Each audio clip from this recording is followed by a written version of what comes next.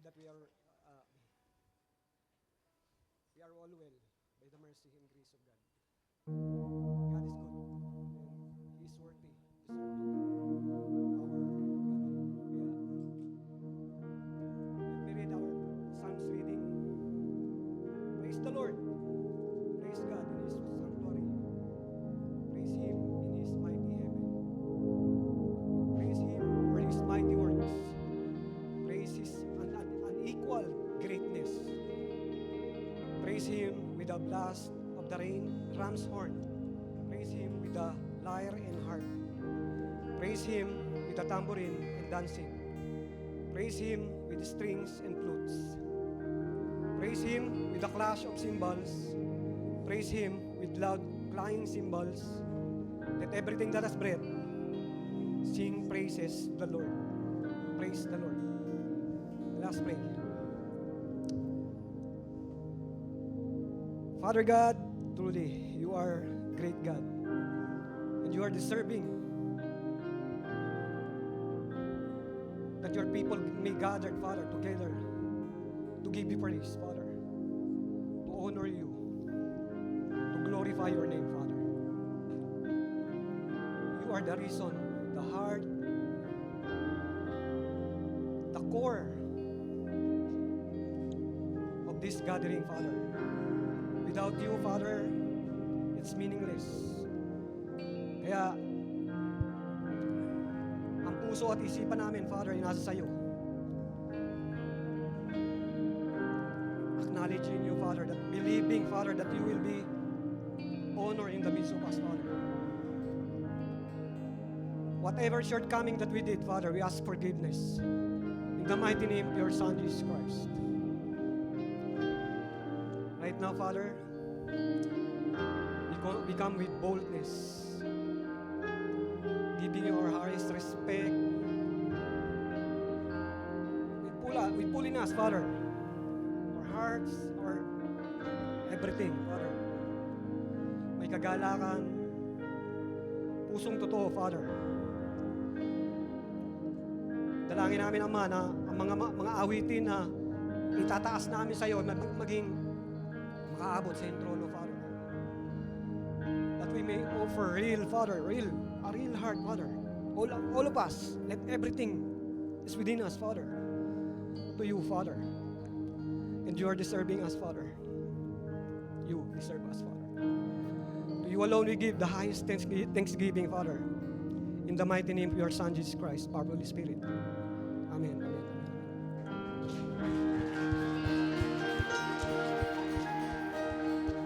A blessed good evening to everyone. God is good all the time, and all the time, God is good. May we greet our fellow brethren, our fellow friends, our fellow visitors from different places.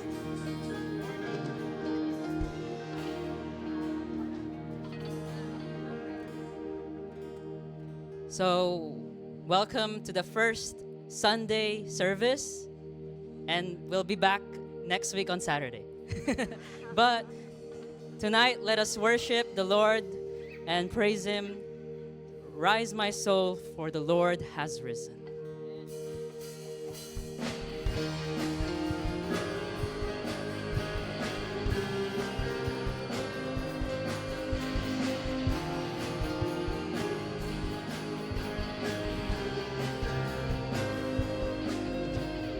Rise, my soul, the Lord is risen. Come behold the empty grave.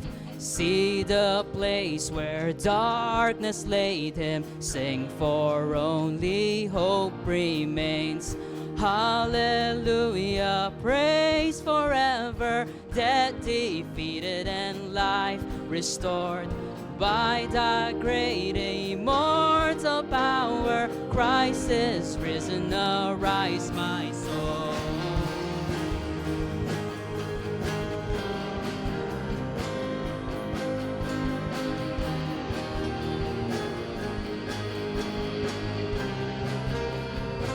Rest, my soul. Rest, my soul, the Lord is risen. Love's redeeming work is done. Now the Father sees his children, as he sees his sinless son. Oh, the wonder, oh, the glory, that same favor is now my own. Shame behind me, grace before me, Christ is risen, arise my soul.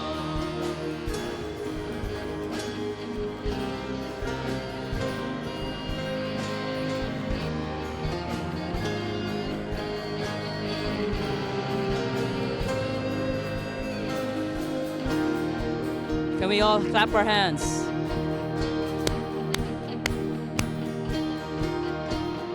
Feast my soul, the Lord is risen. Come and have your hope renewed.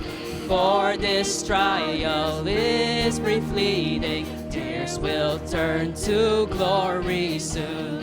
Shout with joy and sound the triumph. Let the music of heaven roar. Let the boast of death be silent. Christ is risen, arise my soul. Rise my soul. Rise my soul, for I am risen, seated now with Christ my Lord. As my life belongs to heaven, here shall take this way no more. Onward, upward, toward the treasure, filled with courage and endless hope. For this truth is mine forever, Christ is risen, arise my soul. Onward, upward, toward the treasure, filled with courage and endless hope. For this truth is mine forever, Christ is risen, arise my soul. Christ is risen, arise my soul. Christ is risen, arise my soul.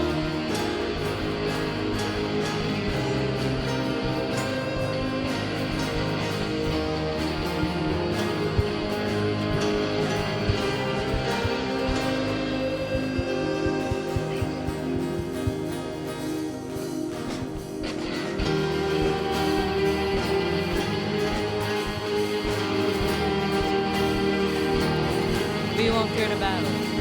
We won't fear the battle. We won't fear the night. We will walk the valley with you by our side. You will go before us. You will lead the way. We have found a refuge only you can save.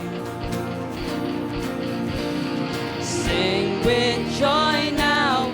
Our God is for us. The Father's love is a strong and mighty fortress. Raise your voice now. No love is greater. Who can stand against us if our God is for us?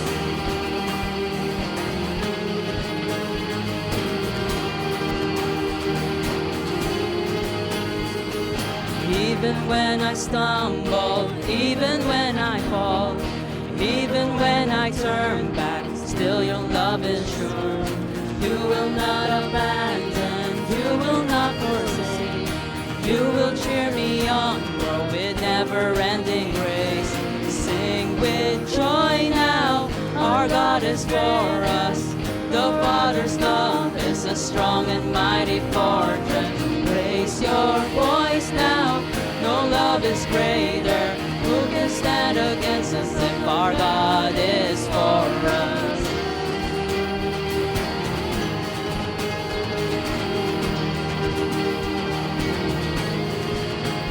Neither height nor depth can separate us. Hell and death will not defeat us. He who gave his Son to free us holds me in his love.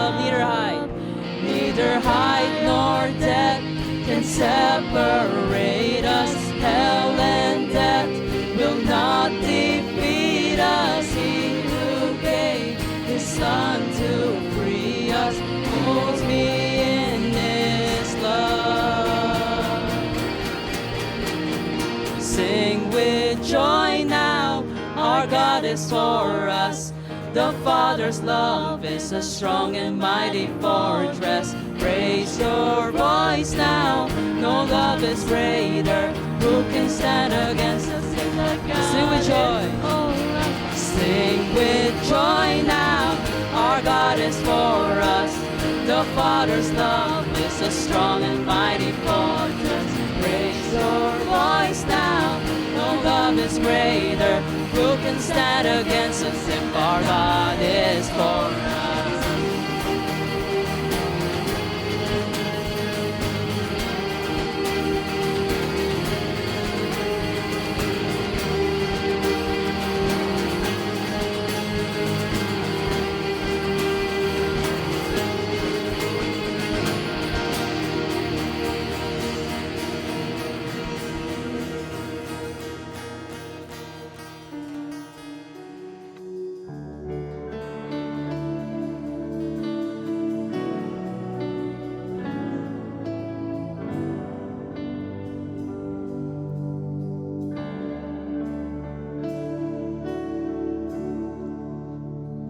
Though the nations rage, kingdoms rise and fall, there is still one King reigning over all.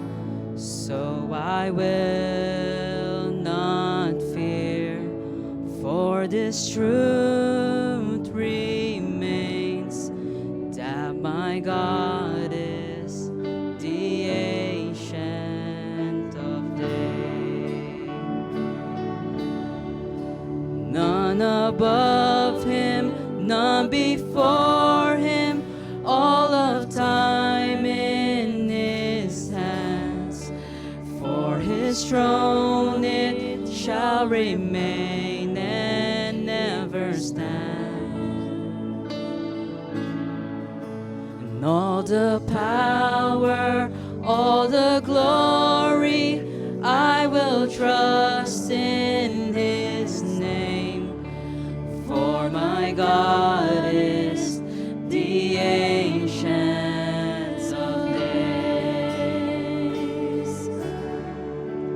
Though the dread of night overwhelms my soul, he is here with me. I am not alone. Oh, his love is sure, for he knows my name. For my God is the Ancient of Days.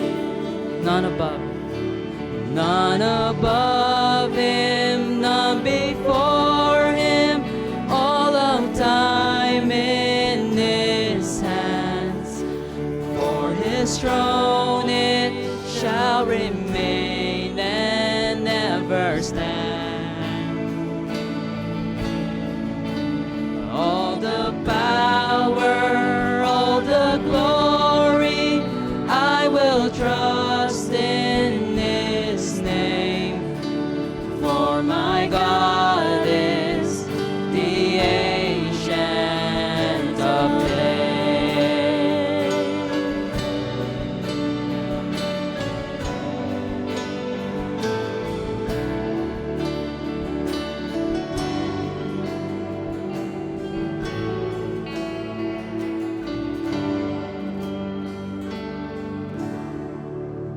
Though I may not see what the future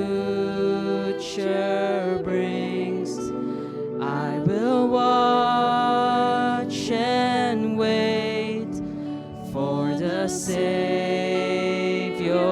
King. Then my joy complete, standing face to face in the presence of the Ancient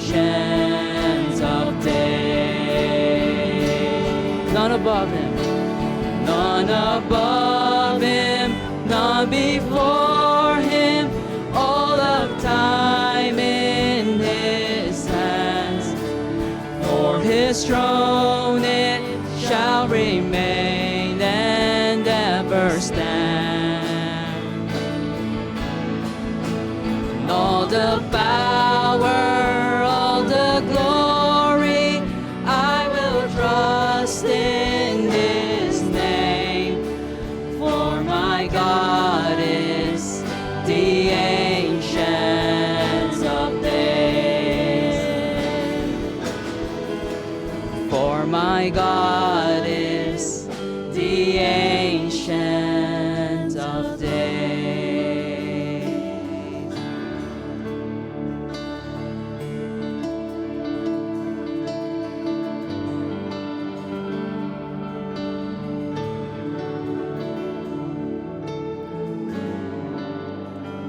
What gift of grace is Jesus my Redeemer? There is no more for heaven now to give. He is my joy, my righteousness and freedom, my steadfast love, my deep and boundless peace. To this I hold, my hope is only Jesus. For my life is wholly bound to him. Oh, how strange and divine, I can sing, all is mine, yet not I, but through Christ in me.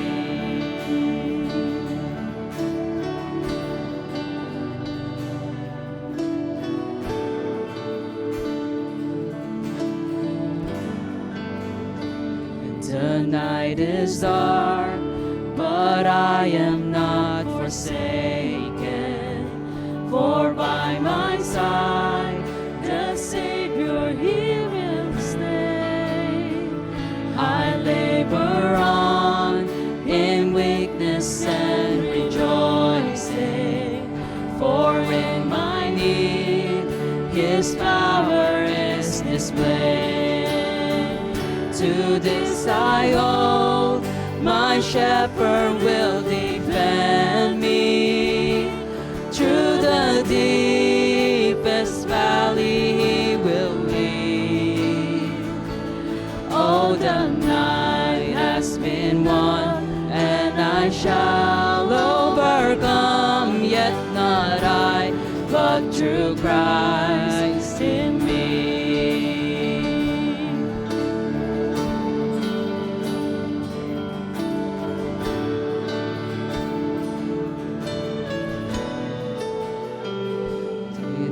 I dread, I know I am forgiven.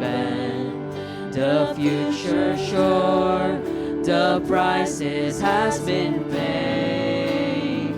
For Jesus bled and suffered for my pardon, and He was raised to overthrow the grave. To this I hope.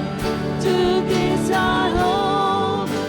Sin has been defeated. Jesus now and ever is my plea. Though the chains are released, I can sing, I am free, yet not I, but through Christ in me.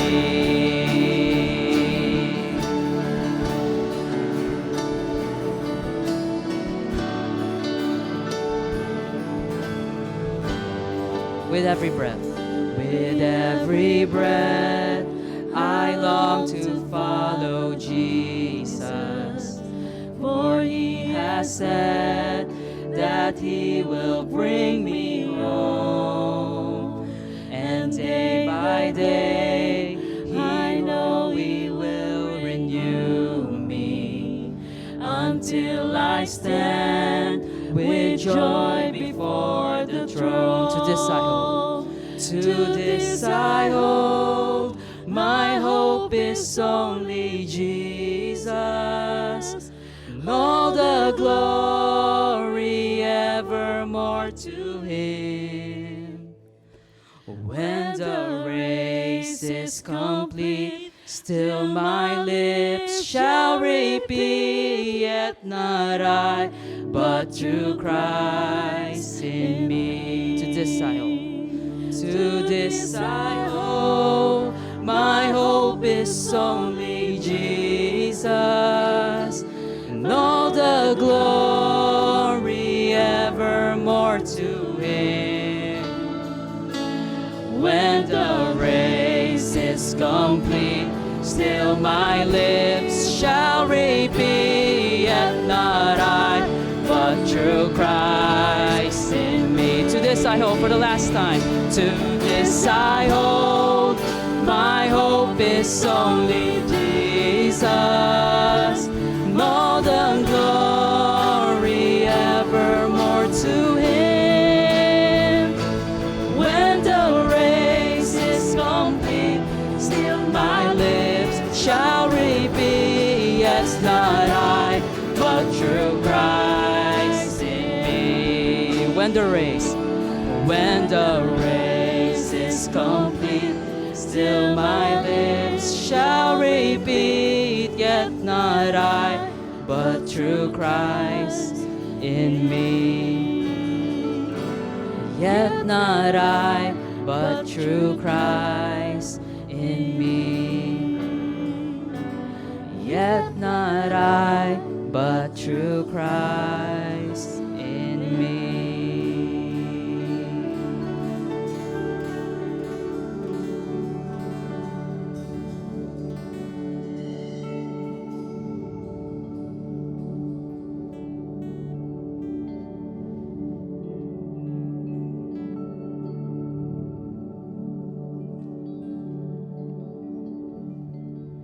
Let's pray.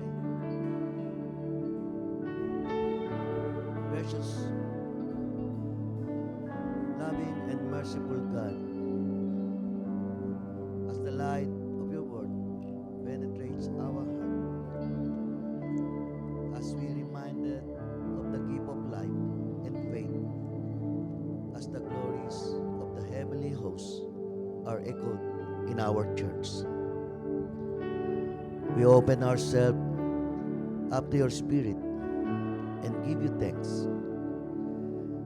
Loving God, we come to you in thanksgiving, knowing that all we are and all we have is a gift from you. In faith and love, speak your words in the depth of our souls, that we may hear you clearly. We offer to you all the phases of our lives, whether it be at home, at work, to be patient, to be merciful, to be generous, to be holy. Lord, give us the wisdom and insight to understand your will for us, and the fervor to carry out our good intentions. We offer our gifts of time, talent, and possession to you as a true act of faith to reflect our love for you and our neighbor. Help us to reach out to others as you, our God, have reached out to us. You are a God of order and structure, and we pray for those institutions appointed us that serve to provide structure and authority to our lives and to our community, the church and the nation. Lord, we thank you and we pray for this nation and all the rulers that give them your wisdom and blessing and security in this land, whether they be Christian or pagan. Use them to bring about your will and become blessings for your church. We pray for our president and our government official in our country, Grant them wisdom to govern according to your precept. Keep them from paths of wickedness and corruption, which afflict the people. Stir their hearts, minds, and action that peace would be accomplished in our lands, and that justice and security would be maintained. Bless our country, O God. Heal our lands and protect any calamities, and bring back again our country to a beautiful place to live in. We pray for your church that she would not wander or stray, but she would fix herself in the path of Jesus Christ and would preach Him and faithfully and constantly. Give her a love for your word, for your people, and desire to see souls saved and men and restored to God. Protect and nourish her and fit her for the task you have planned for her. We pray for our congregation, for our pastors, elders, and the leaders, for all the families of our congregation. Revive in us a hunger for your word, a passion to live for Christ's glory, and a longing to journey with one another in Christian fellowship. Protect us, Lord, from the sin that assail us, and make our road straight. Help us to faithfully teach our children and sensitize us to the needs of our brothers and sisters around us, that we might serve them in love and humility. Lord, lastly, we pray for our speaker today, Pastor Ferdy Santos, that give him your word, wisdom, desire to preach what you want to tell us. Cover him with your guidance and protection. Continue, we pray, instill in us a profound sense of your abiding presence, and help us to take the heart of wonder of your love, that we may walk in your ways and delight in your will. All we have in Christ. All we need, we have in Christ. May the Prince of Peace, our Lord Jesus Christ, wipe every tear from our eye and every anxious thought from our minds. Thank you, Lord, and praise you for the almighty deeds, and keep in the name of Jesus Christ, our Lord and Savior. Amen.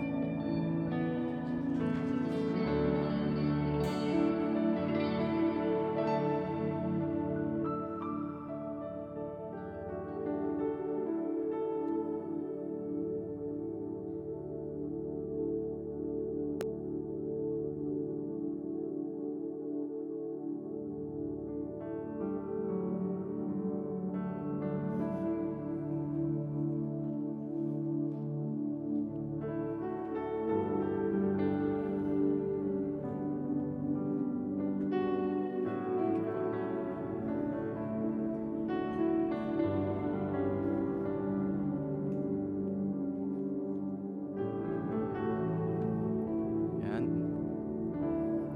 Thank you po. Maraming salamat. God bless. Magandang gabi po sa ating lahat. Kumusta po tayo?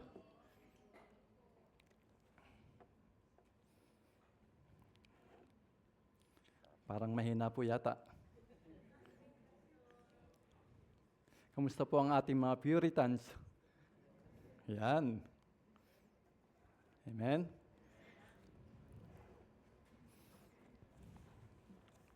Amen po. Purihin po ang ating Panginoon sa gabi pong ito. Isa po muling pagkakataon na aking pinagpapasalamat po sa ating Panginoon ang mabigyan ng ganitong time na makapagbahagi po sa iglesia. Always a privilege po ito, and we thank the Lord for the privilege that we have. Tayo po mga elders po ng iglesia, at kasama na po yung mga mga bagong Puritans po natin, no? Ay talagang nagpupuri po tayo sa Panginoon dahil tayo ginagamit ng Diyos sa kanyang ubasan, and we as imperfect as they are, ay alam po natin na the elders are provision ng ating pong Panginoon sa flock, sa iglesia, para sa kauliwalhatian ng kanyang pangalan. Amen? So, sabi po kanina, nagpe-pray po kami, sabi ni Sheng, parang ang bilis ng araw. It's halfway over dito po sa month ng January. Ang bilis nga po, ano, hindi po ba? Kamusta na po ba ang ating New Year's resolution? Napapollow up na po ba natin? Updated po ba tayo sa ating New Year's resolution? Okay. So, halfway na. So, kasi pagka New Year's, pagka midnight ng December at, di ba? Para bang merong magical na mangyayari, ano? So, we make a New Year's resolution. Naalala ko po nung bata ako, kapag dumating po yung midnight between December 31 and January 1 po, sinasabi sa amin, talon kayo, talon. So, madalas po tumatalon po kami, ano, nung bata pa po ako. And marami pong mga tumalaw na hindi na po nabuhay. For some reason, I don't alam niyo na po siguro. Marami pong tumalon na hindi na po nabuhay dahil lasing pala, natalon, nahulog, natuluyan. Okay, but praise God po. I hope na na-update po tayo sa ating New Year's resolution po. Amen. So, nais ko pong welcome. I would like to welcome those who came here for the first time po. Would like to welcome you. Thank you for coming over. And for those who are following our Facebook page po na patuloy pong sumusubaybay po sa atin, nais po namin kayong pasalamatan and thank you for continuously following us in our Facebook page po. Ngayon pong gabing to, nais ko pong ibahagi sa inyo ang qualification of elders. But before that po, nais ko pong balikan po natin quickly yung nakaraan pong na-touch po ni Pastor Abam, wherein nagsimula po siya sa verse 5 po ng Titus chapter 1, verse 1. But before we dive in, can we just pause for short prayer? Maraming pong salamat, O Diyos, sa gabi pong ito, sa pagkakataon na muli na pinagkaloob mo para ang salita may mabahagi sa gabi pong ito. Truly, Lord God, na we just humble myself, Lord God, before you, and I ask that you will be the one na siyang manguna sa gabi pong ito. We can do nothing apart from you, Panginoon, and we just ask that you will guide me and lead me, Lord. And sa gabi pong ito, ikaw ang maluwalhati. Sa inyo po pinagkakatiwala ang lahat ng aming matatats po ngayong gabing ito. And nawa, ikaw ang patuloy na bigay ng kapahayagan sa bawat isa. Pinupuri po namin kayo at pinasasalamatan. Niwalhati po namin ang inyong dakilang pangalan sa pangalan ni Jesus. Amen. Amen. So, after po ng successful campaign, evangelistic campaign po ni Apostol Pablo in one of his missionary journey, ay nagkaroon po ng successful campaign po dito po sa island of Crete. And dito po ay, okay, let me just go to my,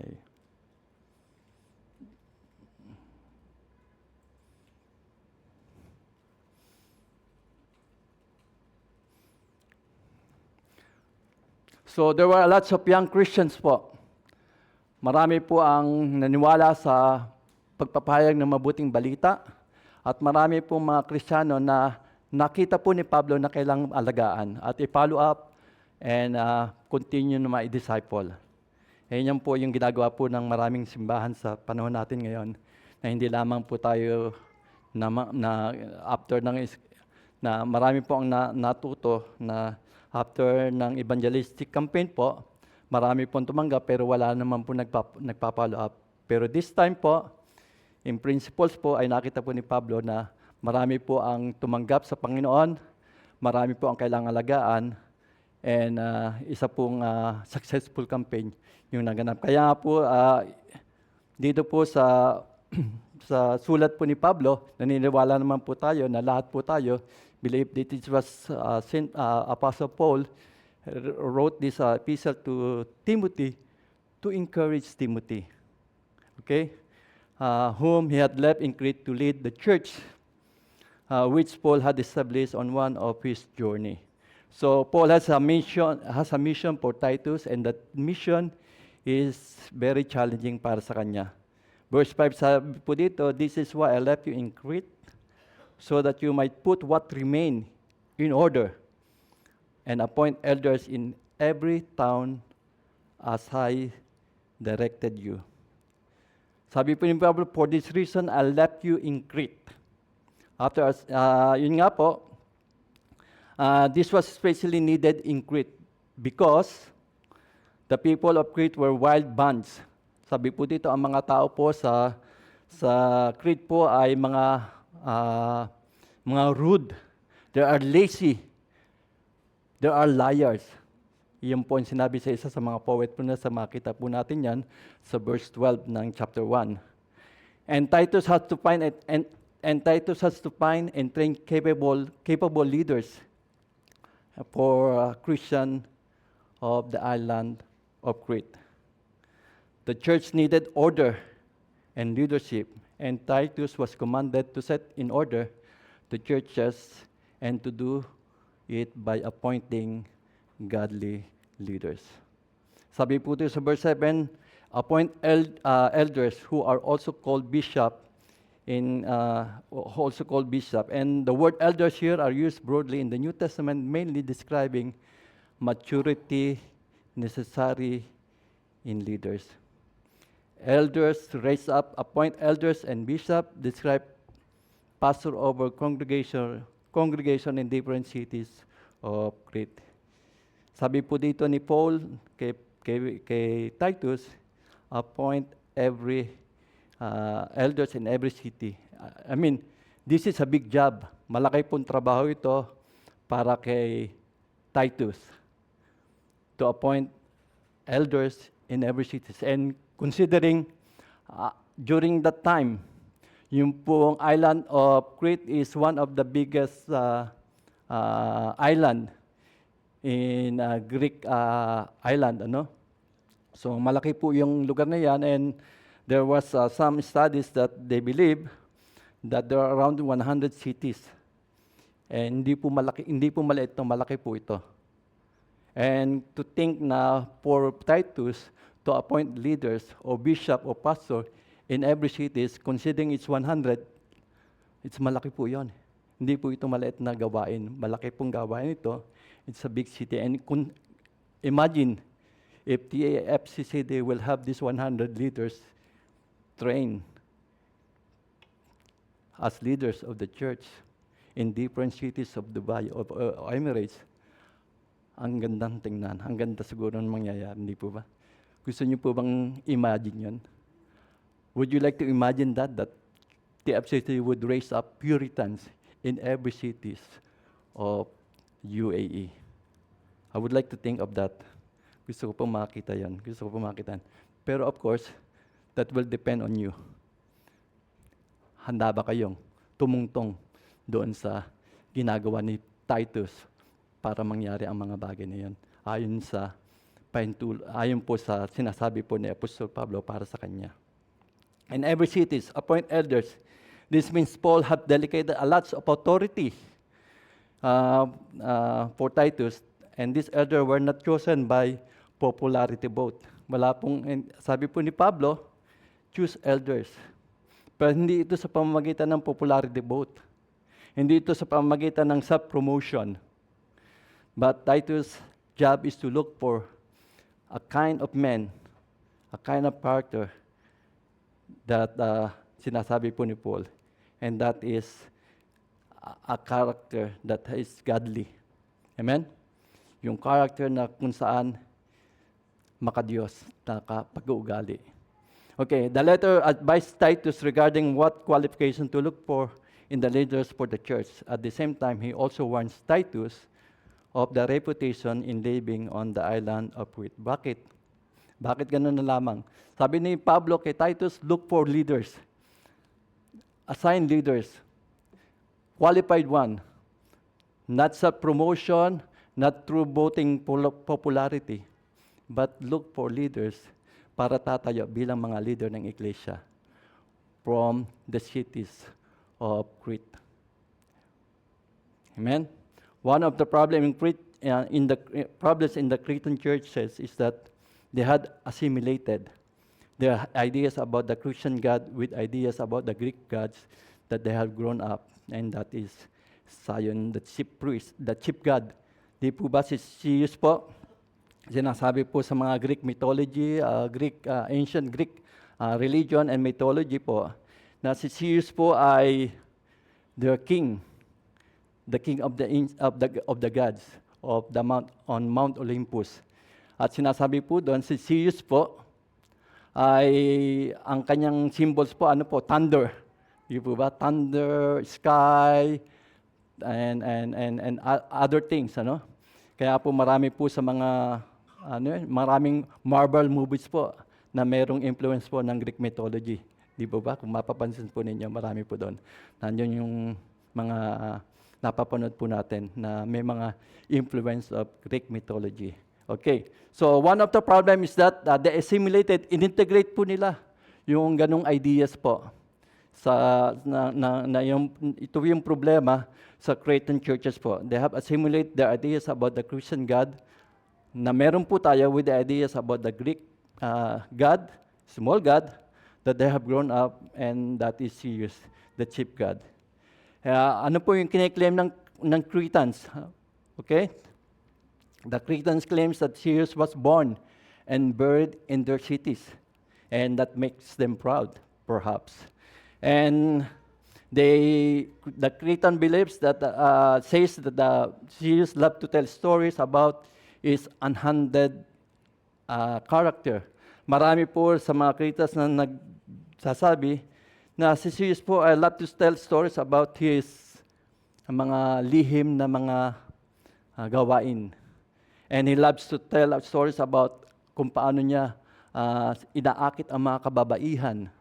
At marami rin pong kwento na sinasabi po na si Zeus is sa mga ganung bagay ay niloloko niya ang maraming mga babae dahil sa kanyang mga lihim na sa kanyang mga lihim at sa kanyang maraming mga pagsisinungaling para lamang makuha niya yung mga maraming kababaihan. And that is the way yun po yung kanilang yung po yung God of what na kanila pong nakalakihan. At ito nga po ay na-incorporate po nila sa kanilang paniniwala about our God. So Paul wants to make it crystal clear that God revealed in Jesus is totally different from Zeus. Jesus' basic character traits are faithfulness and truth, which means that the Christian way of life will be about truth as well. This will be a huge cultural shift for Cretans who wants to follow Jesus. Ito po ay isang malaking paradigm shift para sa mga Cretans na sumusunod sa ating pong Panginoon, na mawala sa kanilang kaisipan yung ganung paniniwala sa paniniwala nila sa maliit na God at sa paniniwala ng isang tunay na God, yung malaking God na walang iba kundi ang ating pong Panginoon. So malaking cultural shift yun para sa mga Cretans. Tayo po, nung napunta po tayo dito sa Dubai, may cultural shock po tayo, na culture shock po tayo. Ano? So, para sa mga Cretans po, malaking cultural shift yun para sa kanila na magkaroon ng ganung paniniwala na kung saan ay binabahagi ng banal na kasulatan patungkol po sa ating pong Panginoon. And that's a huge shift for the Cretans to follow when they want to follow the Lord Jesus Christ. The island of Crete is known for immorality and its love for argument and debate. Sadly, the culture of the island began to invade the church. So Paul writes a letter to Titus in it, and he reminds Titus of the power of Jesus to transform people and to encourage him that the presence of the church transform hostile culture. Sinasabi po ni Paul kay Titus na ang Panginoon ay kayang magbago ng tao. Okay? Masama man ang isang lugar, masama man tayo, ako man po, I consider myself one of the ugliest people in the world because of my pangit na pamumuhay. Pero praise God po, dahil ang Diyos po ang nagbago sa akin. At marami po sa atin na merong mga experience po na naranasan po natin na feeling natin napakasama na natin tao sa mundo. Pero look at it ngayon. Tayo po ay mga tagasunod ng ating Panginoon. Tayo po ay mga binago ng Panginoon. And Jesus transformed people. Nais ko lang po paalala sa inyo, kung meron po tayong pinagpe-pray, na nahihirapan po tayo at hindi natin alam kung paano sila i-approach, sapagkat kung i-approach po natin, natatakot na tayo kung paano sila magsasalita sa atin, huwag po tayong matakot. Patuloy lang po natin ipananalangin, pag-pray sila, sapagkat ang Panginoong Diyos ay may kakayanan para magbago ng buhay ng tao. Amen? And that what's the encouragement of Paul to Titus, that sa lugar na yan, masama man ang kanilang kultura, pero ang isang Kristiyano ang isang simbahan na namumuhay ayon sa tuntunin ng Diyos ay kayang baguhin ang ganung kultura. Amen? Na kayang magbago ng kultura na kahit na ito ay maging masama. And alam niyo po natin na ang buhay po natin ay tanging ang Diyos lamang ang may kakayahan na magbago. Amen? May mga tao tayo, ako po ay may isang person na nakapatid ko po ito, na lumaki po siya na parang napakahirap po para sa akin o para sa amin na maturuan po siya sa Panginoon. Dumating po sa punto ng buhay po namin na para bang we want to give up to Him. Pero one day po, nagulat na lamang po kami dahil naging isang mananampalataya po siya sa ating pong Panginoon. Siya po ay binago ng Panginoon, siya po ay hinipo ng Panginoon, binago ng Panginoon, at siya na po ay nasa Panginoon ngayon. Kinuha na po siya ng Panginoon. Praise God po. Ibig sabihin, yung kanyang masamang pamumuhay, na sa akala namin na hindi mababago sa kanya, pero ang Panginoon ay kumilos sa kanya pong masamang pamumuhay, binago niya ang aking kapatid, at siya po ay hanggang sa siya ay kinuha po ng ating Panginoon. Natutuwa po kami na wala man siya sa aming piling, pero alam po namin, dahil siya ay binago ng Panginoon, tinransform ng Panginoon, kasama siya ng ating Panginoon sa mga sandaling ito. At natutuwa po kami sa pangyayaring yan. So, yun po yung sinasabi po ni Apostol Pablo kay Titus. Titus was to appoint elders in every town. The good news is that many towns had a positive response to the Christian message po. And there were likely house churches in each town, though not necessarily a very small village. Titus was to appoint elders, a process in which Titus selected godly men based on the principles given in verse 6 and 9 po. Alam niyo po, we came to a point sa iglesyang ito na we need to set things what is lacking. Natutuwa po kami dahil hindi po naging madali yon, pero the Lord is so gracious na sa iglesyang ito. And we came to a point na kailangan natin mag-put up ng mga bagong leaders sa iglesia. Okay? Pero hindi po ito nangyari overnight. No? It doesn't happen overnight. It takes a process para pumili at mag-appoint ng mga bagong leaders sa iglesia. Hindi po ito naging madali. It took us a while, but the process went smoothly. And this is what Titus have to do. You have to choose leaders of the church in the Cretan churches, but you have to go in the process. Hindi ito madali ang nagawain. Kaya nga po sinasabi ko sa inyo, hindi ito isang madaling gawain, kundi isang matagal at mabigat na gawain na inaatang ni Pablo kay Titus. But the good thing is that Paul has given a lot of authority to Titus to set up leaders for every cities in the Cretan island.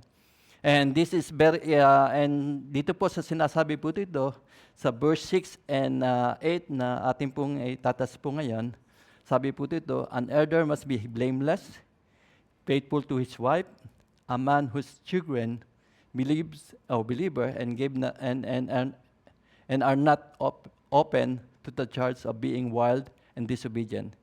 Since an overseer man is God's household, he must be blameless, not overbearing, not quick-tempered, not given to drunkenness, not violent, not pursuing dishonest gain.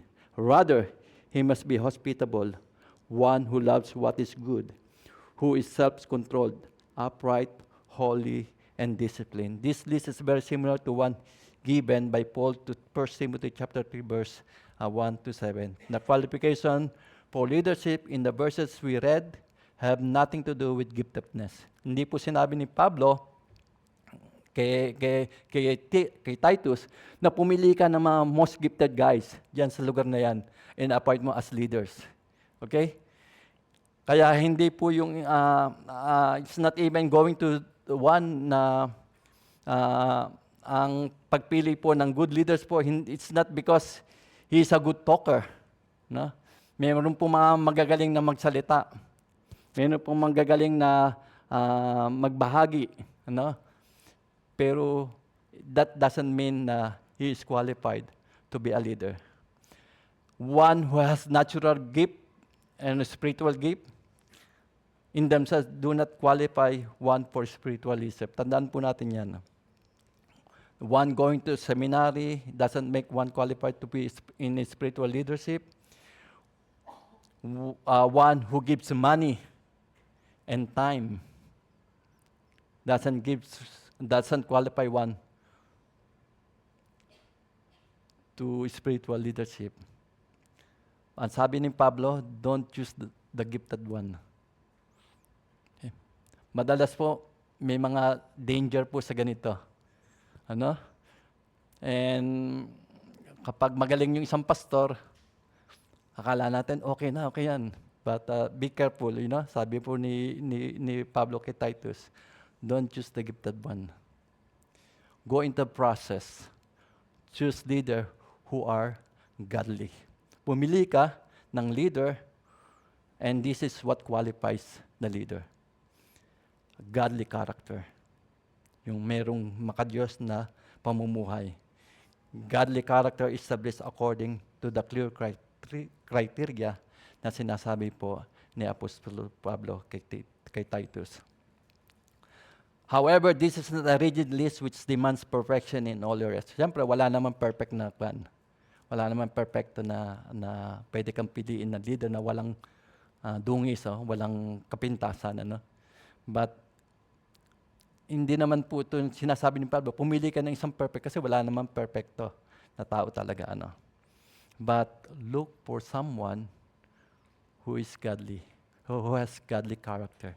Yun po yung kaibahan sa isang taong gifted, sa isang taong nakatapos ng seminaryo, sa isang taong magaling magsalita, mahusay magsalita, eloquent sa kanyang pananalita. Ito yung kaibahan sa isang taong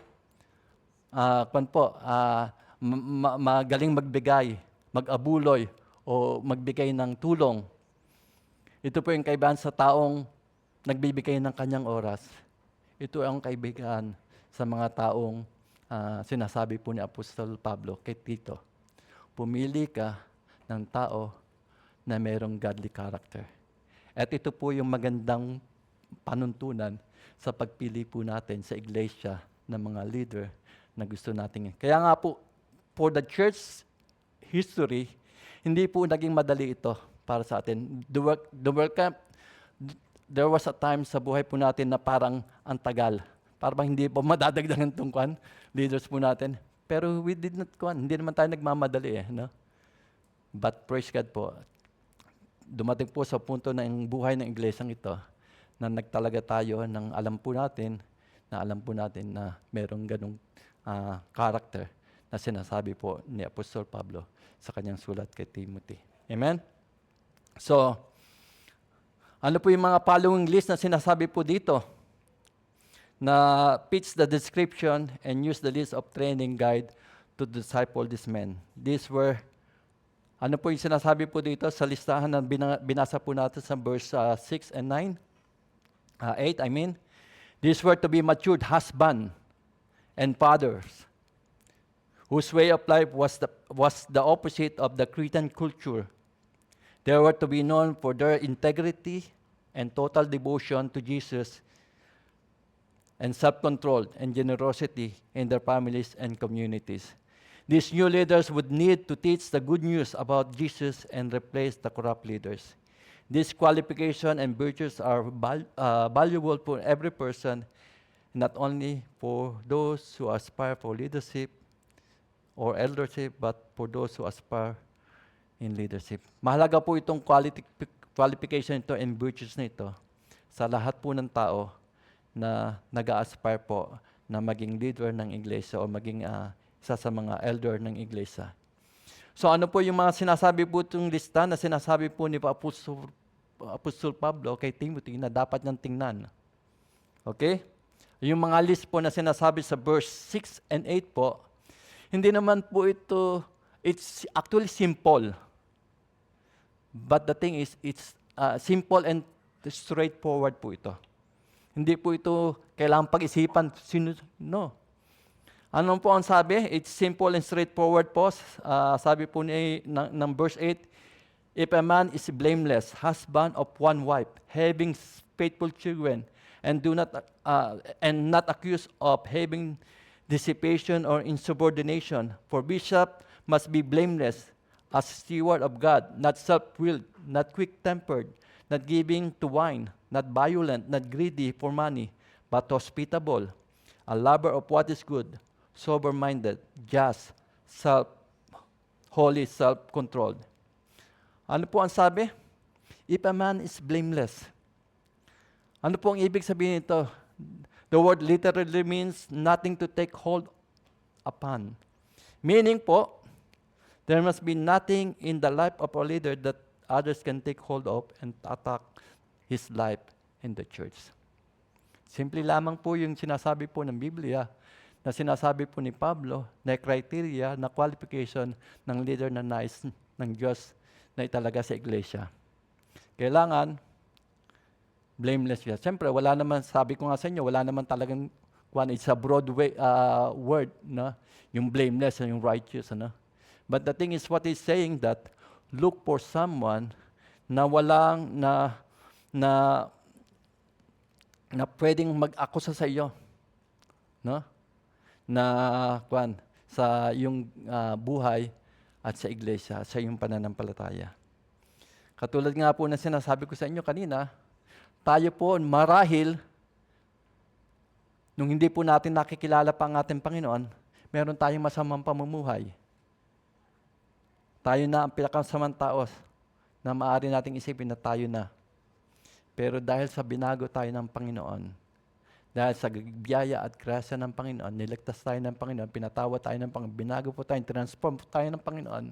Praise God po. Ngayon, nasa position ka ng leadership. Praise God po. It is the Lord who put you in the position of leadership. Kung ikaw ay nasa position ng leadership. And we thank you for that. We thank God for that. It's because it's the Lord who put you there. Okay? And we respect that. Okay? And so, pero ang tanong,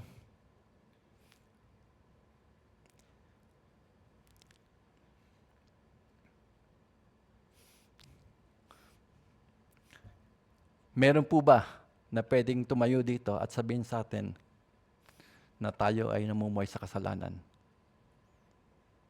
Medyo mabigat po yan kung meron. Pero I hope wala po. Wala po sana. Ano? Anyway, yun po ang sinasabi sa banal na kasulatan na sinasabi po ni Apostol Pablo kay Titus na ito ang criteria. Simple, straightforward, walang dapat na mayroong mag-aakusa sa leader na nandyan. Of course, may mga nag-fail na leaders, but the grace of God is there. Okay? So ayoko na pong i-touch yan. But why is it important? Bakit ito ay mahalaga? Mahalaga ito because he was a steward of God's house, and the greater the master is, the greater the servant are expected. Okay? Pangalawa po, na criteria po, na sinasabi po ni Pablo kay kay Titus, ay husband of one wife. Isa lamang yung asawa. Isa lamang yung asawa. One woman man. It doesn't mean that leader must be married.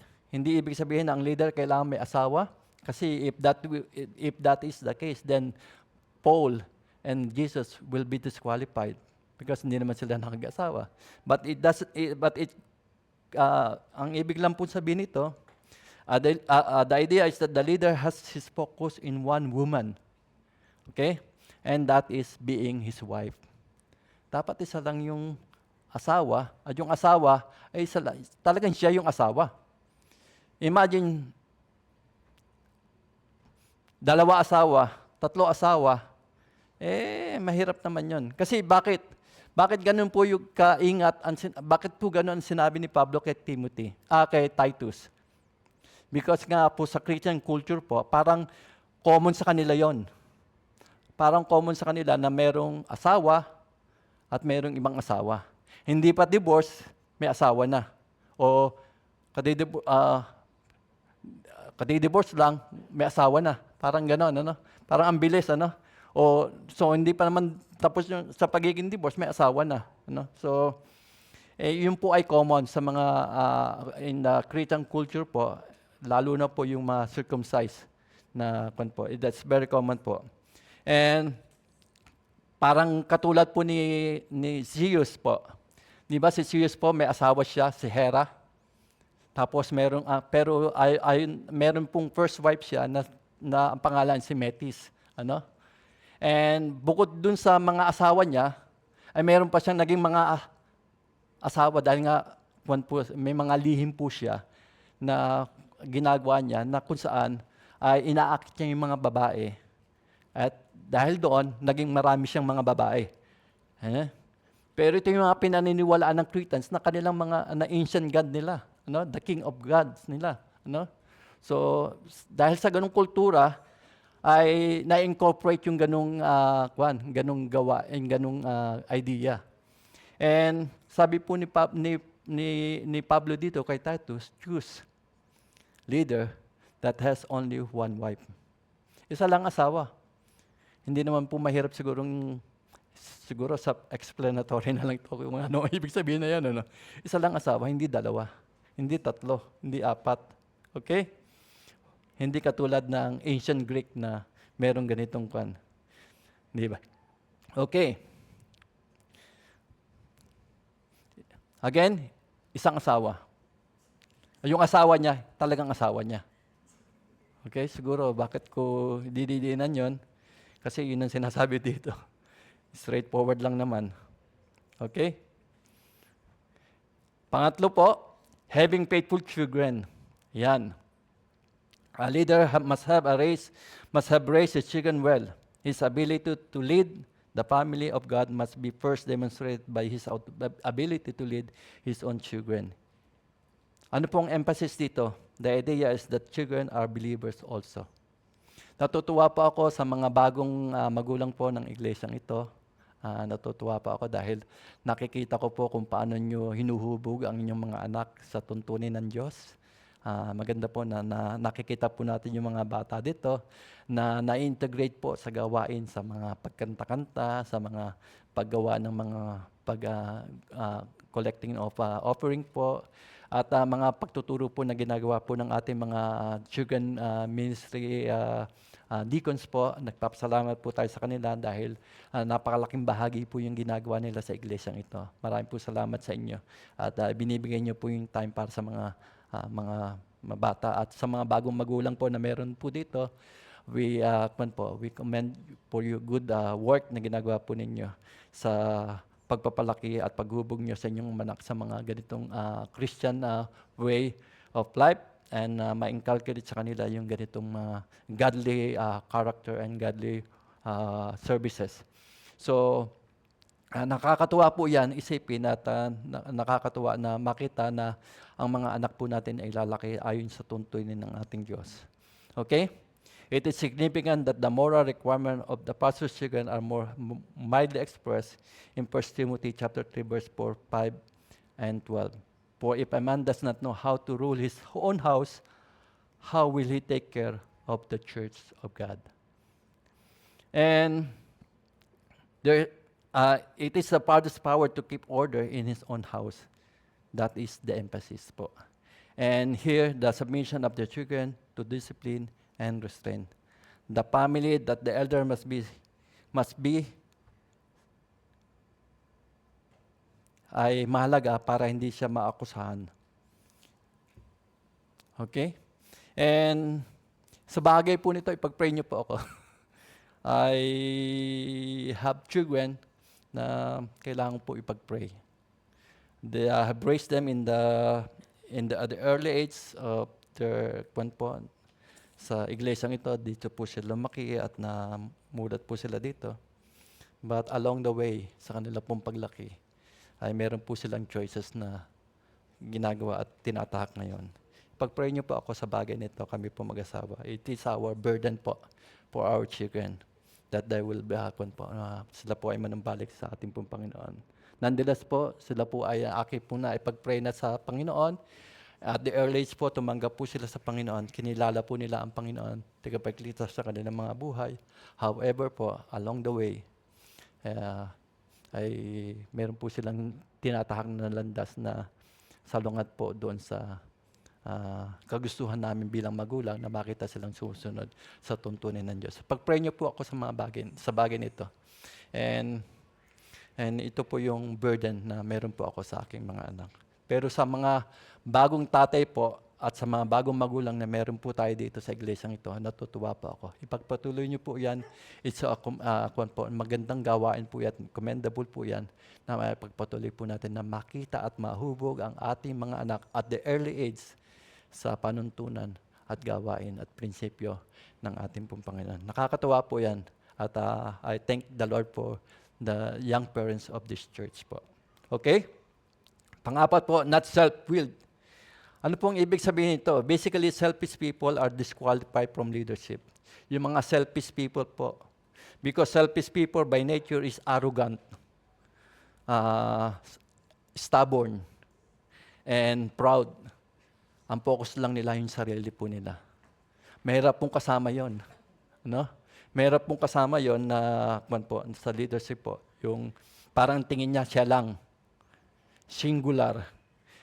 Tayo naman, naniniwala po tayo sa iglesyang ito na we practice yung tinatawag nating plurality of elders po.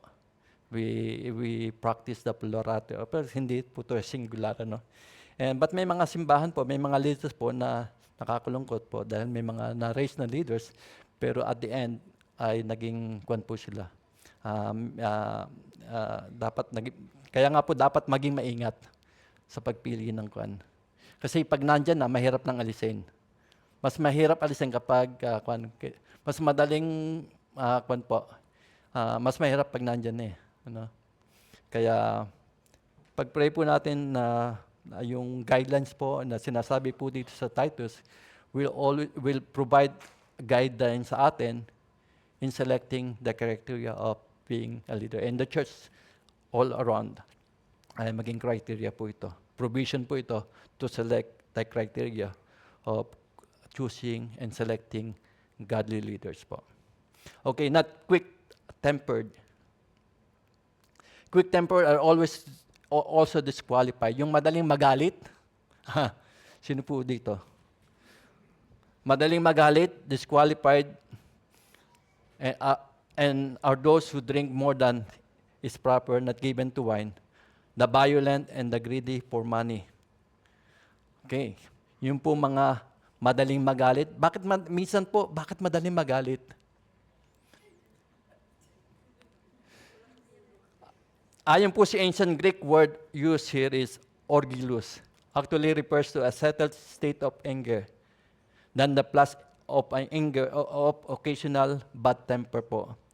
That speak of a man who has a constant simmering anger. May mga tao po kasi, nakala nila, quick-tempered lang siya, pero in reality po, meron ng kumukulong galit sa puso niya. Nandun na, nakasettle na sa puso niya yung galit.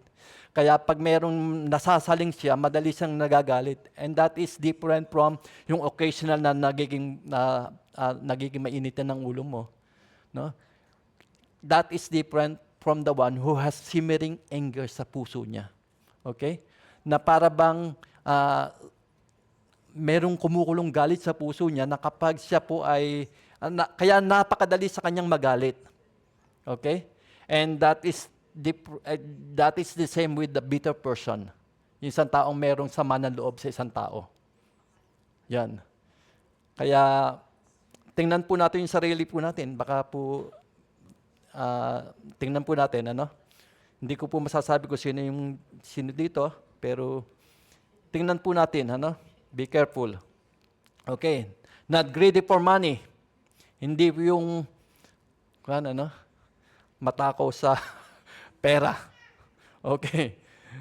There are no regulation here laid down for the deacons, so we are entitled to conclude that in Crete, at this time, presbyters perform duties of every church office. Hence, they should have appropriate diaconal virtues. 1 Timothy chapter 3, verse 8. Likewise, deacons must be reverent, not double-minded, not given to wine, not greedy for money. Money. Okay. Sa iglesia po, dapat po maging maingat. Okay? May mga pagkakataon po na kapag hindi po tayo naging maingat sa pagtatalaga ng mga ay pwede pong magkaroon ng problema. So, kaya nga po, even in the Christian church po, ito po yung bilin po na guidelines po, na criteria, sinasabi po ni Apostol Pablo kay Titus, na ingatan. Yung mga greedy, yung mga violente, yung mga hot temper, yung mga umiinom ng higit pa sa na alak na higit pa sa dapat lamang, ibig sabihin, pwede pala no? Pero yung higit pa, kapag sumobra ka, nagiging violente ka di ba? Pag sumobra ka, nagiging naiiba yung ugali mo Kaya nga po sabi, maging maingat po. Okay. Isa pong sinasabi po dyan, yung pagiging hospitable. A leader among God's people must be a hospitable man. One who loves what is good.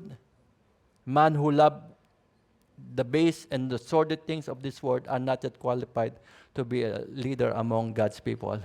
Yung tao na mahilig na ang kaisipan po at ang kanyang pananalita ay sa mga bagay na karumal-dumal ng mundong ito, walang iniisip siya kundi yung mga bagay na karumal-dumal ng mundong ito, ay hindi po siya nararapat o qualified to be a leader of the church.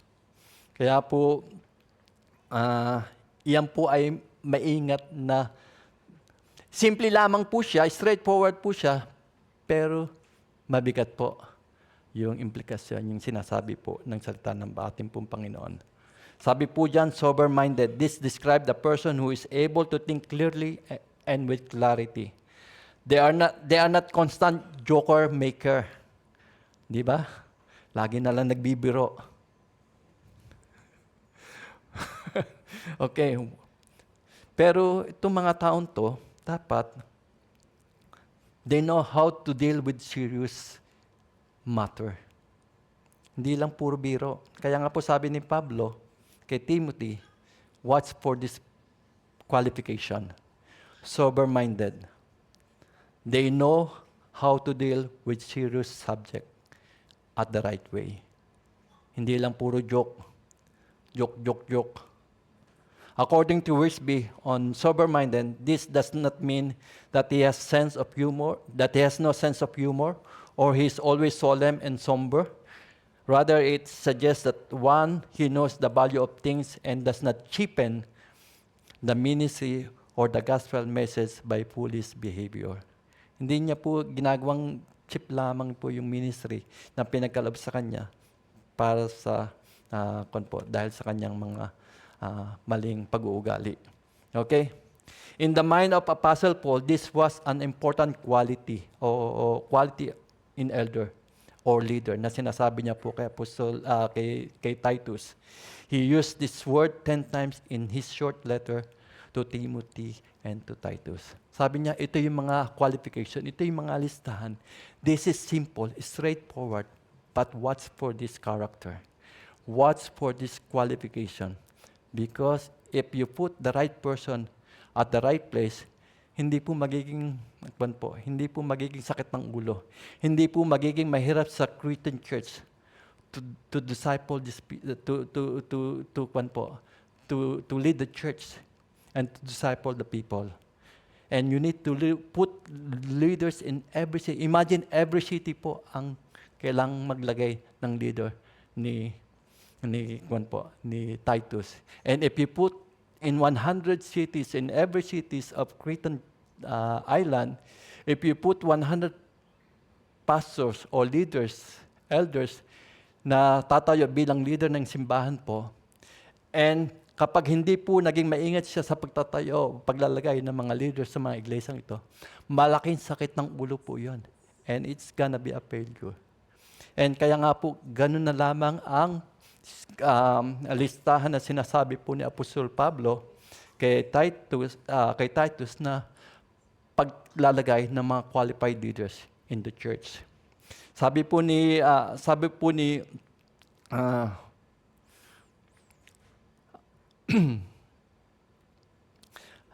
dito sa last po dun sa verse 8, just, holy, self-controlled.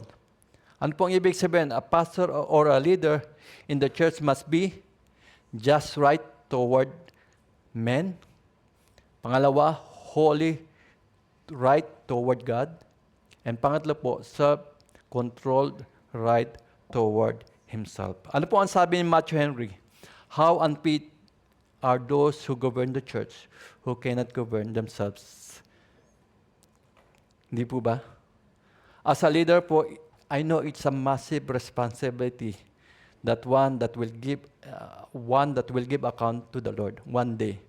So what can we learn from Titus ngayong pong gabing ito sa maikli po nating oras na tinalaga? Paul's words can teach us two important lessons. First is how those who are in leadership position within the church should behave. Dapat alam at ito ang dapat na maging behavior po ng mga leaders sa iglesia. We learn how to choose our leaders and what God is charging them to accomplish. Paul emphasizes sound doctrine because of the false teaching that was happening. Remember, Crete Island. Na-incorporate po nila, na-assimilate po nila yung katuruan na natutunan po nila in their culture. Na-incorporate po na-invade po ang church sa Crete. So, kaya nga po, the same false teaching is heard around the world today. And as leaders in the church, we are to commit to spreading the truth. Kaya nga po, as leaders of the church, we are committed to spread the truth.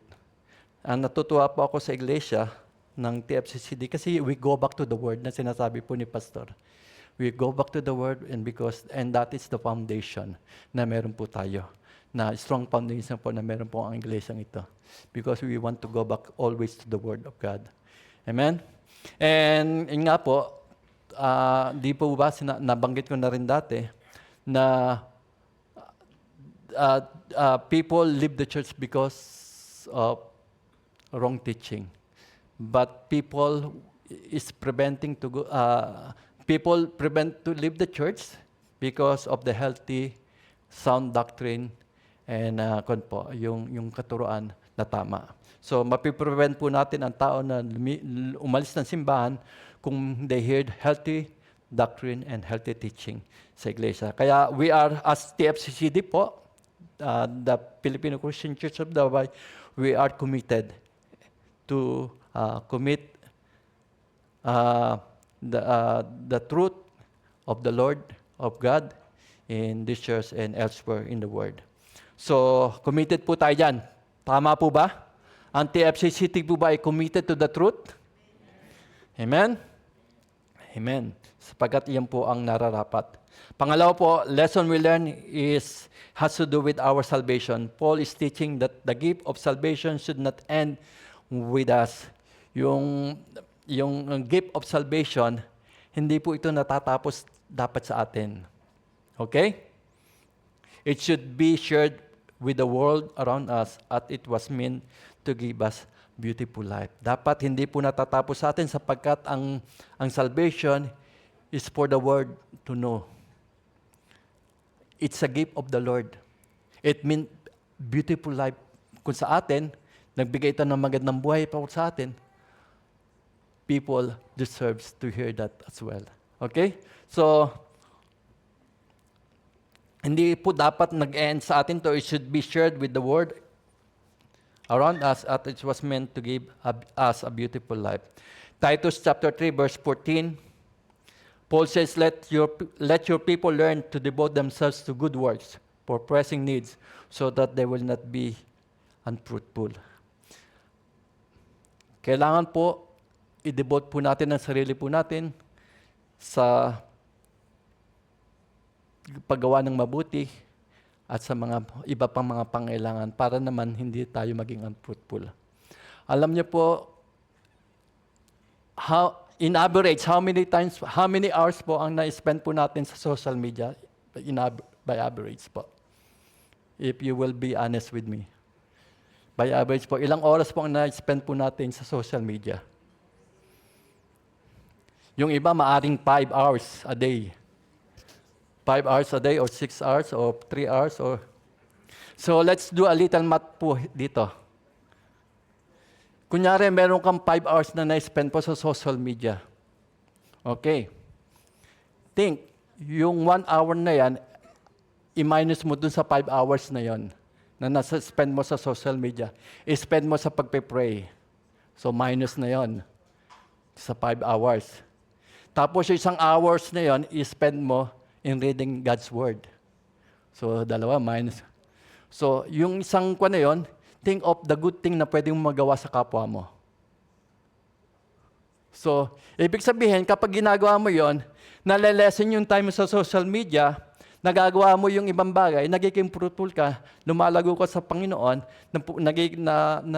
napipid mo yung spiritual hunger mo sa Panginoon through reading of His Word and prayer. So, nagiging fruitful ka, hindi ka nagiging unproductive. Nagiging productive ang buhay mo, nagiging productive ang spiritual mo. Kaysa dun sa naka 5 hours ka na nasa social media, kung ka ng naghahanap ka ng share, naghahanap ka ng kung ano-ano, nauubos, hindi mo na malaya, nauubos yung yung oras mo, at sasabihin mo, ay, wala na akong time sa ibang bagay. Hanggang sa maka-attend tayo ng prayer meeting, nakalimutan na kasi nandun tayo sa social media. So, kung ilelesan po natin yan, amen, at i-devote po natin yung ibang oras po natin sa bagay na makabuluhan, magiging productive po tayo, hindi po tayo magiging unfruitful sa buhay po natin. So gusto po ba natin maging fruitful? Bawasan po natin yung time natin sa social media. Okay? I-lesson po, mag-deduct po tayo, ilagay po natin sa productive na pwede po natin magawa para sa Panginoon. Amen? Our good works will show our love and devotion to Christ. It will help us to show what the gift of salvation has done for us and what it can do for others. Our world is full of need. There are homeless, unborn, and widows, and so many more. People that need the love of Christ in their hearts will only receive it as we work to help them. We are not to be judgmental, but be compassionate. Christ commands us to go to the ends of the earth to share the gospel. Lastly, the word of Paul reminds us that we are to remember what Christ did for us. We are preached so that we may aid and freeing all mankind. We are not to sit still in the chair na kung saan nakaupo ka ngayon and keep the message of Jesus Christ to ourselves. Okay?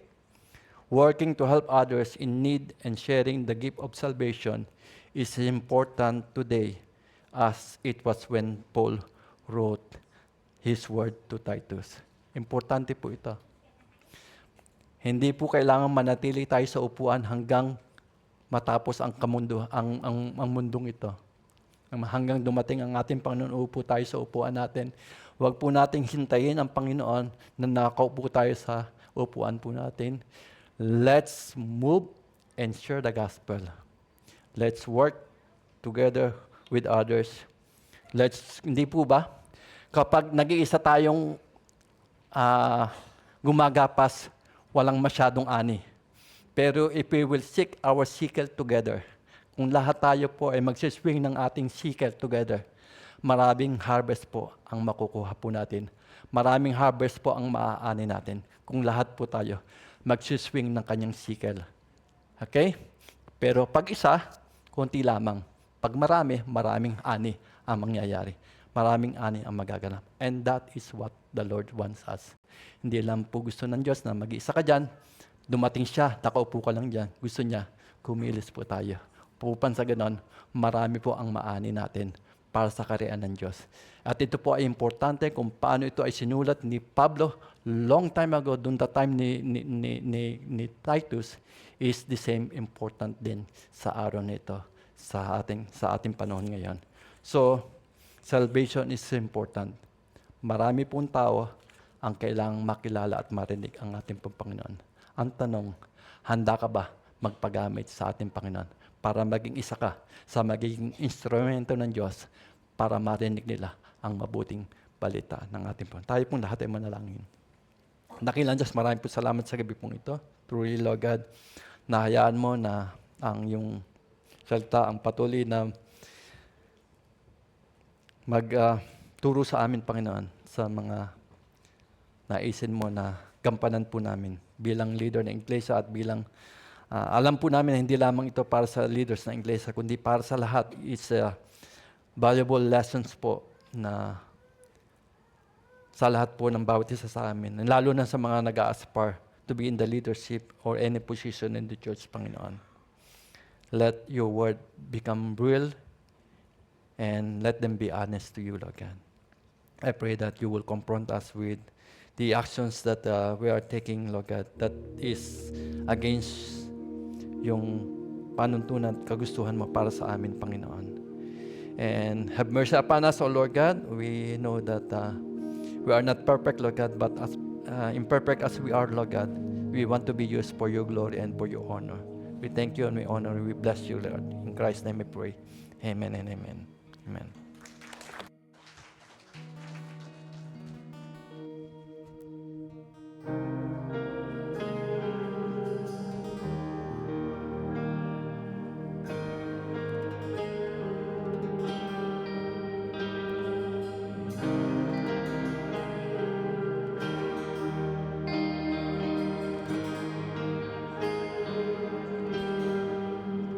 Yes, the world will bow down and say you are God. Every man will bow down and say you are King. So let's start right now. Why would we King of glory, fill this place. Just wanna be with you. Just wanna be with you. King of glory, fill this place. Just wanna be with you. Just wanna be with you.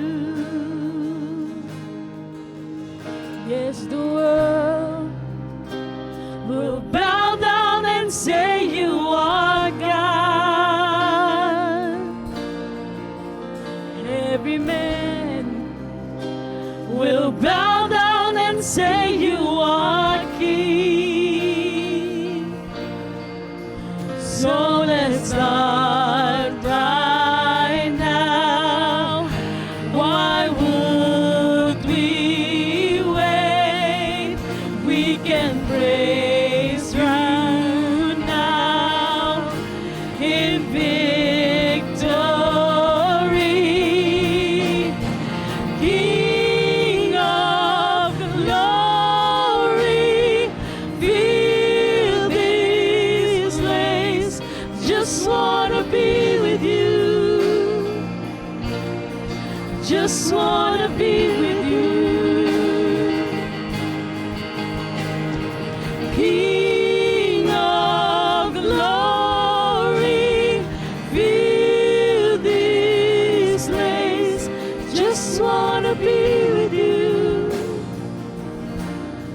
just wanna be with you.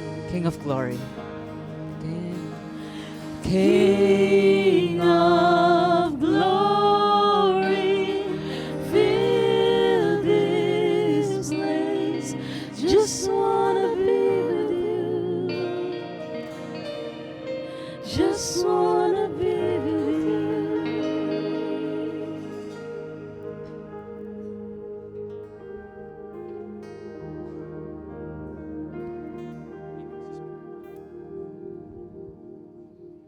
Prayer for tithes and offerings. I'll be reading for Malachi chapter 3 verse 10. Bring the whole tithe into the storehouse, that there may be food in my house. Test me in this, says the Lord Almighty, and see if I will not throw open the floodgates of heaven and pour out so much blessing that there will not be room enough to store it.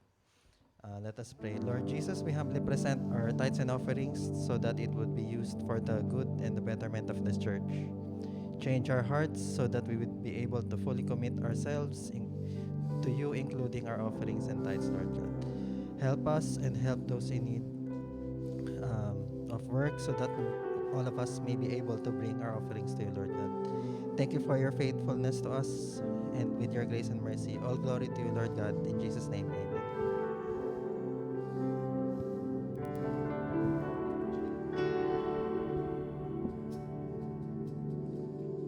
Kung mayroon lamang akong 1,000 buhay, hindi pagkakait, lahat sa'yo ibibigay. Yung paman sa'king nag-iisang taglay, ilalaan bawat saglit upang ibigin ka nang walang humpay. Kagaya ng dagat na hindi napapagal sa paggalong, puso ko ay sa'yo nagmamahal. Sa habang panahon, natatanging kayamanan ko'y ikaw ay sambahin. Wagas na pagsintay, iyong dinggin, kalakip ng awitin.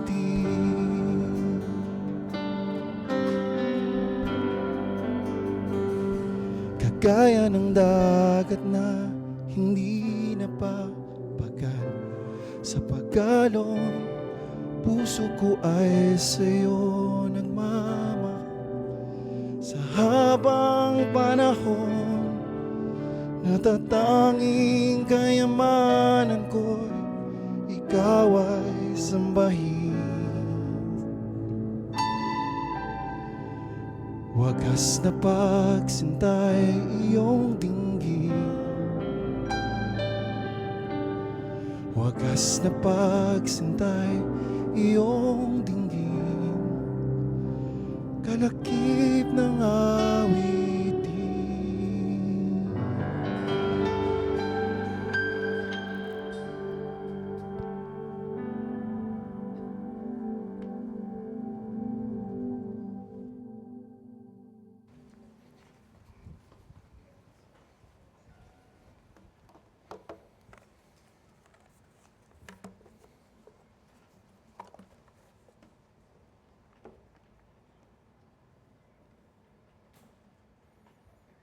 We come now to our Lord's table, and as we partake in God's table, let us pause and reflect on the significance of this sacred moment. And let us look back in 1 Corinthians 11, verses 23-26, when Apostle Paul reminds us, he said, "For I received from the Lord what I also pass unto you. The Lord Jesus, on the night he was betrayed, took bread, and when given thanks, he broke it and said, 'This is my body which is for you. Do this in remembrance of me.' And in the same way, after supper, he took the cup, saying, 'This cup is the new covenant in my blood. Do this whenever you drink it in remembrance of me. For whenever you eat this bread and drink this cup, you proclaim the Lord's death until he comes.'" the table is a reminder of the incredible sacrifice of our Lord Jesus Christ, who gave His life, His body, He shed His blood to redeem us from our sin. And this truth reminds us that it is also an invitation to remember with gratitude, to remember the cost of our salvation. So as we partake, as we proclaim His death until He comes, declaring the hope that we have in His finished work and anticipating in His future return, Paul reminds us that we need to approach the table with reverence. In verse 28, he writes, "Everyone ought to examine themselves before they eat of the bread and drink from the cup." And so, before we partake, let us search our hearts, confessing any sin. We need to come with humility, with faith, fully aware of the grace extended to us through Christ alone. So, as we partake and prepare, let this moment remind us of the unity that we have in Christ. Though we are many, we are one body, redeemed by the same sacrifice and called out to live lives that glorify God. And so, let us come to the Lord's table with hearts opened and prepared, remembering Christ's sacrifices and proclaiming His grace. And so, I encourage everybody, all who have placed their faith in Jesus Christ as their Lord and Savior, you are welcome to partake in this table. But if you are looking forward for what Christ has done in your life through His death on the cross and through His resurrection, think about the table. Perhaps this is the moment where God is calling you to partake with Him and trust in full assurance of faith that He will forgive your sins and be called His sons or daughters. And so, I request the elders in front, as we celebrate this moment in unity and reverence, as we declare the Lord's death until He comes.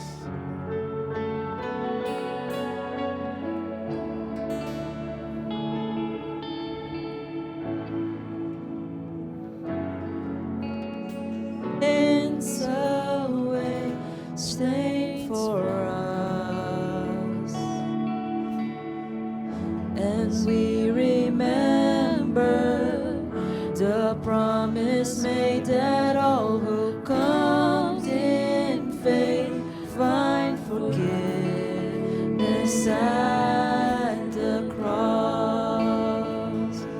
So we share in this bread of life, and we drink of His sacrifice as a sign of our bonds of peace around the table of the King.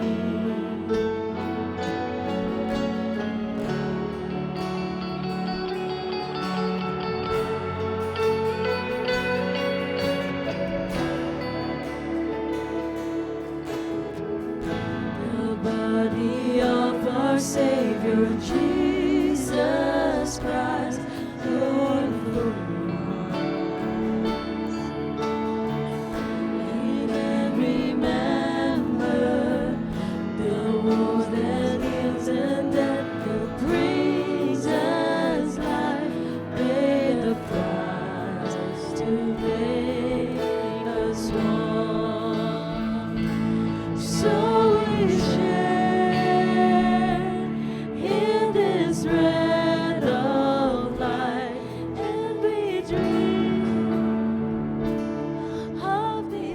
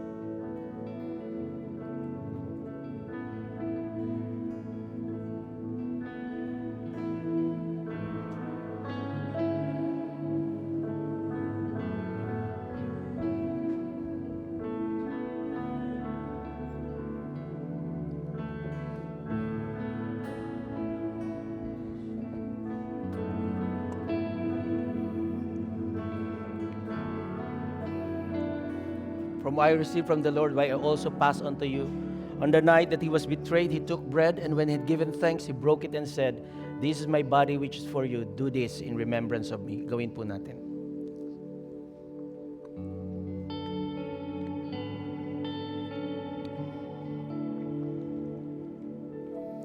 In the same way, after supper, he took the cup, saying, "This cup is the new covenant in my blood. Do this whenever you drink it in remembrance of me." Gawin po natin. Request Pastor PJ to lead us in prayer.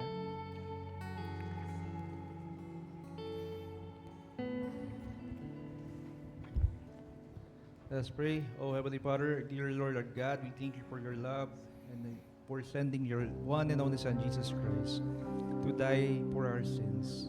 He died so that we may have life. He died so that we may have salvation. He died so that we can live it for eternity with you, O Lord. We thank you, God, and praise you. In Jesus' mighty name. Amen. Amen.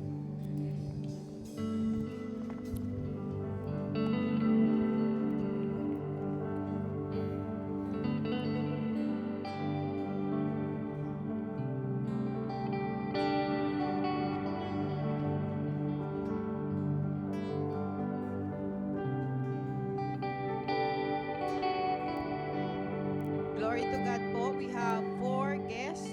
As I call your name, please stand up. May we call Abigail Ducapit, Marie Joyce Guzman, please stand up, Lloyd Baldon, and Neil Carlo Manyo. Reminder lang po for next service natin, we'll resume po tayo ng Saturday service. Same time. Good night po.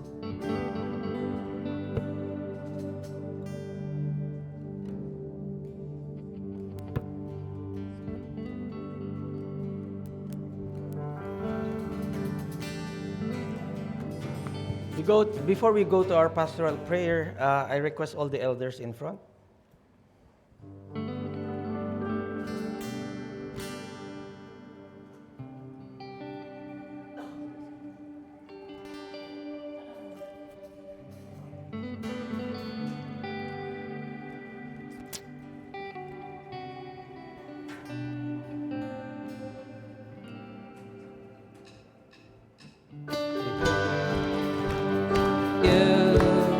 Happy birthday to you. Happy birthday, happy birthday, happy birthday to you. Happy birthday to you. Happy birthday to you. Happy birthday, happy birthday. Happy birthday to you. Inanyaan ko pong lahat na tumayo. And I request the elders to extend their hands. Yan, hinahanap ko si Pau saka si Pierre. And let us pray for all of them, Pastor PJ and the whole family. Let us pray. Our Heavenly Father, we praise you and we thank you, Lord. Indeed, we are thankful and grateful for how you have loved the church, especially as we went through studying about appointing elders. And we thank you, Father, for gifting us with godly men in the leadership. We thank you, Father, for gifting us with Pastor PJ and Sister Kim and Pierre and Paul. We thank you, Father, for their lives, and especially Pastor PJ as you use him to lead this church. Father, we thank you for remembering your goodness in his life, for adding another year in his life. Father, I pray for your hedge of protection upon him. I pray, Father, that you would create that passion and desire for him to love you more than anything else, so that you can use him mightily. Thank you, Father, because you have continuously encountered him with your grace. for him to deny himself, to dedicate his life to you, and to follow you. Bless him. Bless Sister Kim as she provide that support for him, as she manages the household for him. Indeed, O Lord, bless his children, Pierre and Paul, to grow as godly men.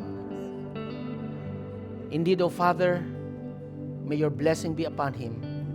Bless the works of his hands and of his household. Indeed, O Lord, we thank you for everything that you have done in his life. Continue, Lord, to create that pastoral desire in his heart to grow in his love for you and his love for your people. Pastor PJ, I commend you to the Lord in the name of the Father and of the Son and of the Holy Spirit. Amen. God bless.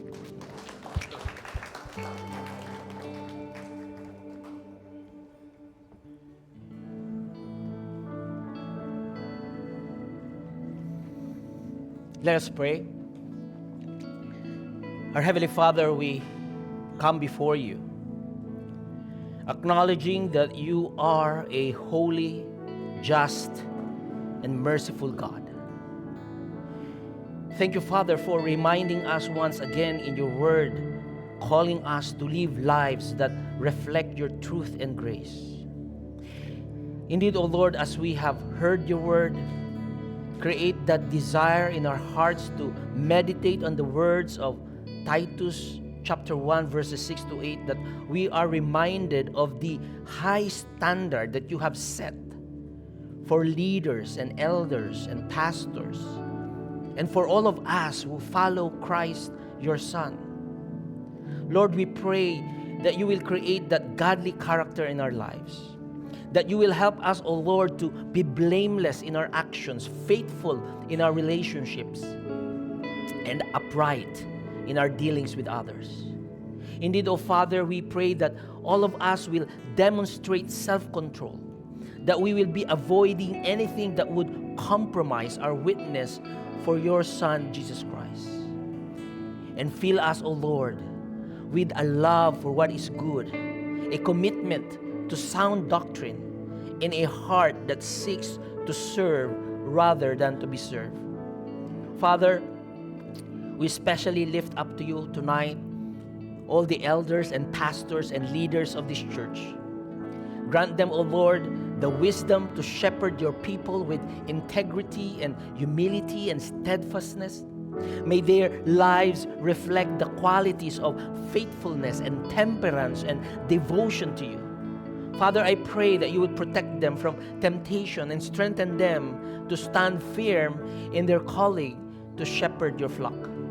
For all of us, Lord, help us, O Father, to align our hearts and lives with your word. Help us, O Lord, to live in such a way that we bring glory to your name, honor to the gospel, and encouragement to one another in every relationship, in every interactions that we have. Indeed, O Father, we pray that we will be able to reflect the character of Christ in us, striving to be holy, for you are holy. Indeed, O Father, we ask this in the name of Jesus, our Savior and Lord. Amen.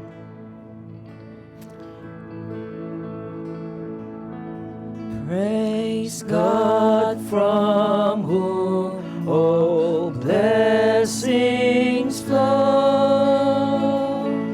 Praise Him, all creatures here below.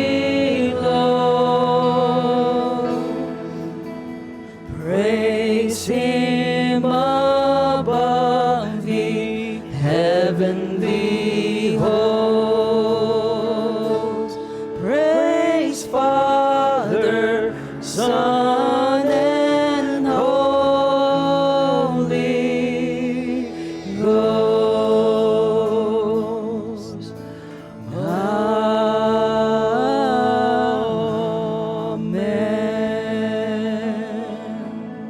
Church, May the God who calls us to live upright and holy and self-controlled lives to empower you through His Spirit to walk in integrity and love.